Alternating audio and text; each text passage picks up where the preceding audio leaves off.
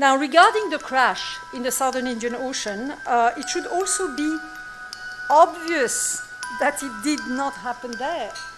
Many stories have been published, sometimes again in some of the best media you can name, and all of them have reiterated two things. The captain is somehow responsible, and the crash took place in the Southern Indian Ocean.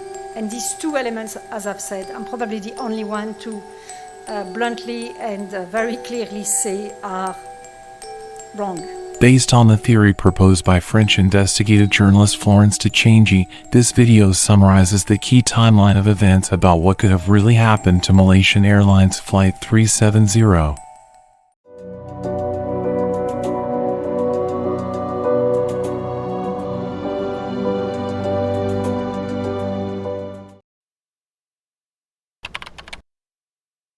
Florence de Changy, a journalist based in Hong Kong since 2007, serves as the correspondent for the French daily Le Monde, as well as for French National Radio, Radio France, and Radio France International. Since 2014, de Changy has been investigating MH370, presenting a startling theory in her book The Disappearing Act, The Impossible Case of MH370. In the 400-page book, de Changy presents her own explanation, drawing on numerous eyewitness testimonies, press releases, independent investigative reports, and expert opinions. De Changy argues that current theories are off the mark and contends that the mystery itself is the greatest con of all, suggesting a concerted effort to conceal the truth of what happened. De Changy's theory is also featured in an episode of Netflix's 2023 documentary series on the disappearance of MH370.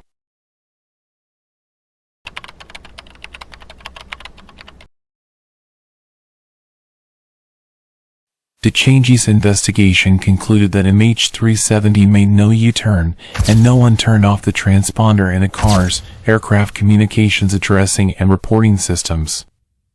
Additionally, the plane never crashed in the Southern Indian Ocean, and the subsequent Australian search operation was either a deliberate or passive act of diversion. De Changy identified a problematic electronic cargo on the plane that had not been X-rayed, which is a violation of aviation safety regulations. The cargo was delivered to the airport under armed escort. The 2.5-ton cargo was listed as Motorola walkie-talkies and chargers.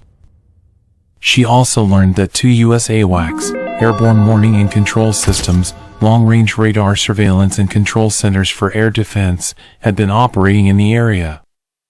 Initially, de Changy didn't know how to interpret this information. However, after the Chinese edition of her first book was published in 2017, a military contact informed de Changy about AWACS jamming capabilities, which led her to a hypothetical conclusion. Plan A was likely a cargo confiscation hijack operation involving the plane being shadowed by two AWACS, forcing it to land, seizing the problematic consignment, and allowing it to fly off again. The plane would have landed in Beijing with a minor delay, considered a non-event by Chinese aviation standards at the time.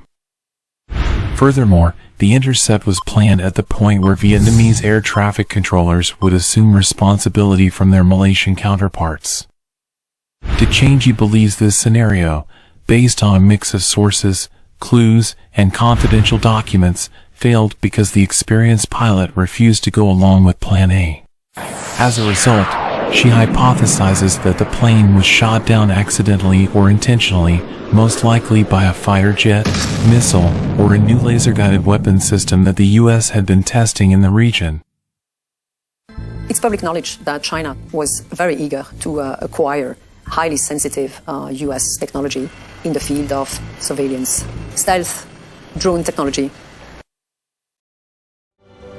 Make sure to subscribe and turn on the notification bell to receive more content like this.